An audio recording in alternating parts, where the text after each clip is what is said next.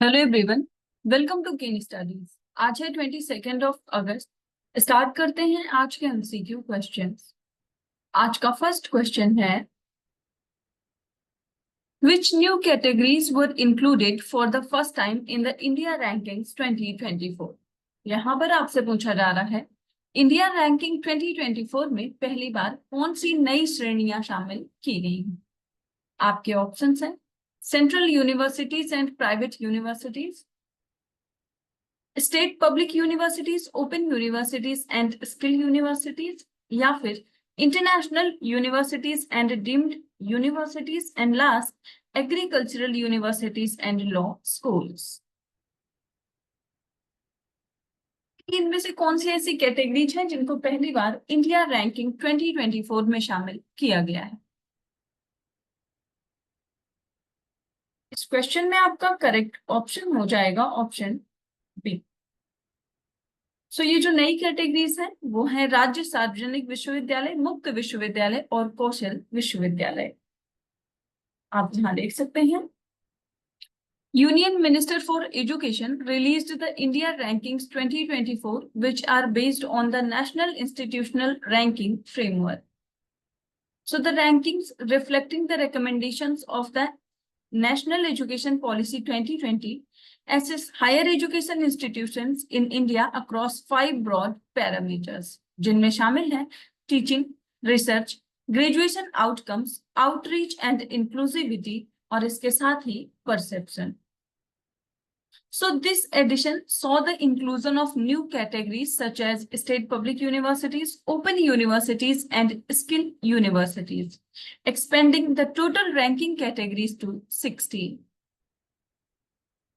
NIRF ranking की बात करें, इसको पहली बार रिलीज किया गया था 2016 और अभी हाल ही में 9th NIRF रैंकिंग 2024 रिलीज किया गया है, जिसमें कि दो चेंजेस किए गए हैं। एक तो आपने देखा कि इसमें state public universities, open universities और स्किल यूनिवर्सिटीज को पहली बार शामिल किया गया है, and second one is innovation institution जो कैटेगरी है इसको भी इसमें शामिल किया गया है। NIRF रैंकिंग 2024 के बारे में अगर हम बात करें तो ओवरऑल कैटेगरी में जो टॉप 3 इंस्टीट्यूशंस हैं भारत के वो है IIT Madras, Indian institute of science Bengaluru और IIT बॉम्बे। बढ़ते हैं नेक्स्ट क्वेश्चन की ओर। What is the primary purpose of the Bhavishyah software introduced by the Department of Pension and Pensioners Welfare? यहां पर आपसे पूछा जा रहा है, पेंशन और पेंशनभोगी कल्याण विभाग द्वारा शुरू किए गए भविष्य सॉफ्टवेयर का प्राथमिक उद्देश्य क्या है।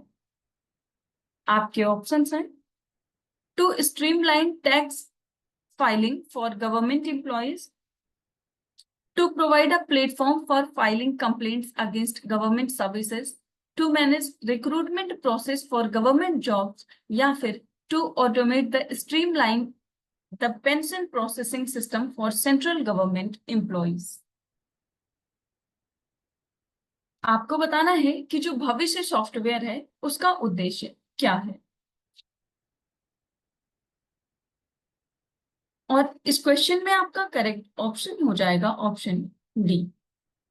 इसका एम है to automate and streamline the pension processing system for central government employees.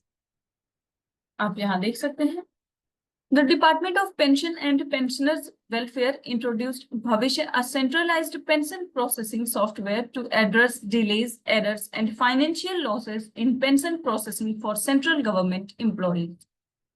So the software integrates 99 ministries or departments, 1,020 offices, and 8,320 drawings and disbursing officers, with over 2,50,845 pension payment orders issued by August 2024. भविष्य के बारे में आपने देखा that it streamlines the pension process by auto registering retirees, enforcing strict timelines and providing transparency and accountability। बढ़ते हैं next question की ओर। Which country recently signed an MOU with the Indian government to introduce the Unified Payment Interface? यहां पर आपसे पूछा जा रहा है हाल ही में किस देश ने यूनिफाइड पेमेंट इंटरफेस शुरू करने के लिए भारत सरकार के साथ एक समझौता ज्ञापन पर हस्ताक्षर किया है? आपके ऑप्शंस हैं अजरबैजान, मालदीव, पराग्वे या फिर none of these.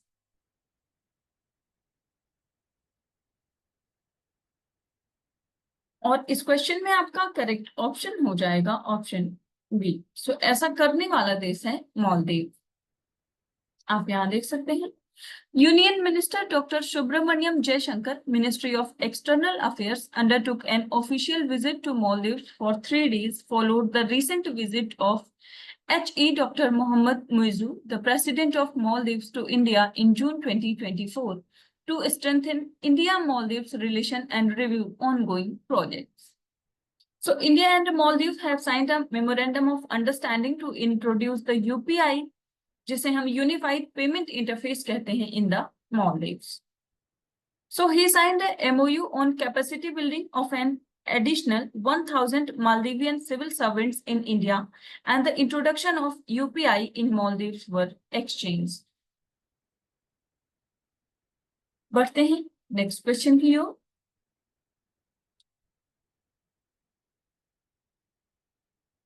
Organization has launched a groundbreaking initiative to tackle the problem of microplastic contamination in the Indian food supply on 18th of August. यहां पर आपसे पूछा जा रहा है 18 अगस्त को किस संगठन ने भारतीय खाद्य आपूर्ति में माइक्रोप्लास्टिक संदूषण की समस्या से निपटने के लिए एक अभूतपूर्व पहल शुरू की है? आपके ऑप्शंस हैं central pollution control board, Indian Council of Medical Research, Food Safety and Standards Authority of India या फिर Bureau of Indian Standards।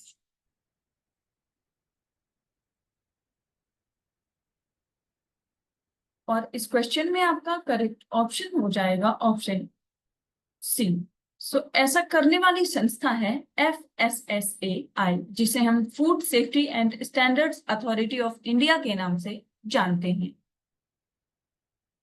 आप यहां देख सकते हैं A groundbreaking initiative has been launched by the Food Safety and Standards Authority of India to tackle the growing problem of microplastic contamination in the Indian food supply. So on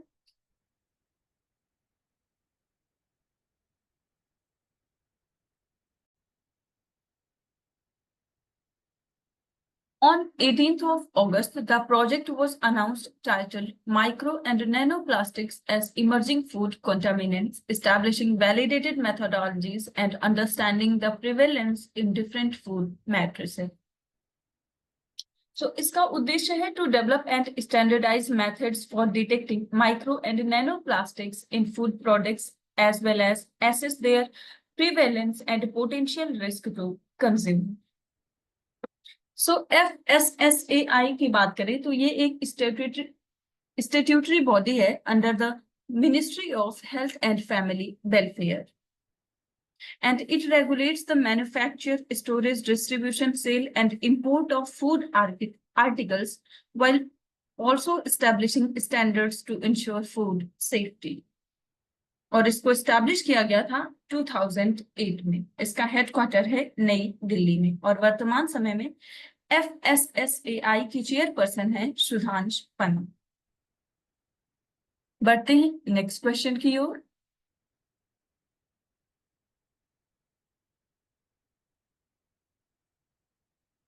Which of the following statement is correct about the lateral entry into the bureaucracy? यहां पर आपसे पूछा जा रहा है नौकरशाही में पार्श्व प्रवेश के लिए निम्नलिखित में से कौन सा कथन सही है? फर्स्ट स्टेटमेंट है The lateral entry was recommended by the Second Administrative Reforms Commission established in 2005. And second, lateral entry means the recruitment of an individual from outside the traditional government service cadre to fill mid and senior level positions. और यहां पर आपसे correct statement पूछा जा रहा है। आपको lateral entry से संबंधित कौन से स्टेटमेंट्स यहाँ पर करेक्ट हैं ये बताना है। और इस क्वेश्चन में आपका करेक्ट ऑप्शन हो जाएगा ऑप्शन सी। सो यहाँ पर दोनों ही स्टेटमेंट्स आपके करेक्ट हैं। आप यहाँ देख सकते हैं UPSC recently cancelled advertisements related to lateral entry into the bureaucracy, and the advertisement related to lateral entry into the bureaucracy has been cancelled after receiving directions from the Department of Personnel and Training. So lateral entry का मतलब होता है the recruitment of an individual from outside the traditional government service cadres to fill mid and senior level positions, और इसको formally introduce किया गया था 2018 में। So, इसका उद्देश्य है to resolve complex governance and policy implementation challenges by tapping into external expertise. So, इसको रेकमेंड किया गया था सेकेंड एडमिनिस्ट्रेटिव रिफॉर्म जो कमीशन था जिसको एस्टैब्लिश किया गया था 2005 में। बढ़ते हैं नेक्स्ट क्वेश्चन की ओर। Which two Indian athletes were selected as the flag bearers for India in the opening ceremony of 2024 Paris Paralympics Games? यहां पर आपसे पूछा जा रहा है 2024 के पेरिस पैरा ओलंपिक खेलों के उद्घाटन समारोह में किन दो भारतीय एथलीटों को भारत के ध्वजवाहक के रूप में चुना गया है। आपके ऑप्शन हैं Krishna Nagar and Ajit Singh, Manish Narwal and Avani Lekhara, Sumit Antil and Bhagyashree Jadhav, या फिर योगेश कथुनिया एंड निशाद कुमार। आपको बताना है कि अभी हाल ही में आयोजित होने वाले जो पेरिस पैरा ओलंपिक गेम्स हैं उसमें भारत की तरफ से ओपनिंग सेरेमनी में फ्लैग बेयरर कौन होंगे। और इस क्वेश्चन में आपका करेक्ट ऑप्शन हो जाएगा ऑप्शन सी। सो ये होंगे सुमित एंटिल एंड भाग्यश्री जाधव। आप यहाँ देख सकते हैं Sumit Antil and Bhagyashree Jadhav were selected as flag bearer for India at the 2024 Paris Paralympics opening ceremony on 28th of August 2024. So the 17th Summer Paralympics will take place in Paris from 28th of August to 8th of September 2024. Sumit until की बात करें तो a 25-year-old world champion won gold in the javelin at the 2020 Tokyo Paralympics and holds the world record in the F64 category. इसके साथ ही Bhagyashree Jadhav 39 won silver in shot put at the Asian Para Games and World Para Athletics Championship in May 2024. सो आप ध्यान रखेंगे हाल ही में आयोजित होने वाले जो पेरिस पैरा ओलंपिक्स है उसमें भारत की तरफ से फ्लैग बेयरर रहेंगे सुमित एंटिल एंड भाग्यश्री जाधव। बढ़ते हैं नेक्स्ट क्वेश्चन की ओर। Recently where was the first policy makers forum inaugurated. यहां पर आपसे पूछा जा रहा है हाल ही में फर्स्ट पॉलिसी मेकर्स फोरम का उद्घाटन कहां पर किया गया। आपके ऑप्शंस हैं हैदराबाद, न्यू दिल्ली, चेन्नई या फिर बेंगलुरु। और इस क्वेश्चन में आपका करेक्ट ऑप्शन हो जाएगा ऑप्शन बी। सो इसको इनॉग्रेट किया गया है नई दिल्ली में। आप यहां देख सकते हैं union minister JP Nadda inaugurated the first policy makers forum in New Delhi. Policymakers and drug regulators from 15 countries attended the event, and the forum was hosted by the Indian Pharmacopoeia Commission with the support from the Ministries of Health and Family Welfare and External Affairs. So, India is recognized as the pharmacy of the world with its generic drugs treating diseases like malaria, HIV, AIDS, and tuberculosis. So the event also saw the launch of Indian Pharmacopoeia online portal and adverse drug reaction monitoring system software. तो आप ध्यान रखेंगे first policy makers forum जो है उसको inaugurate किया गया है नई दिल्ली में और इसका इनॉग्रेशन किया है यूनियन मिनिस्टर JP Nadda ने।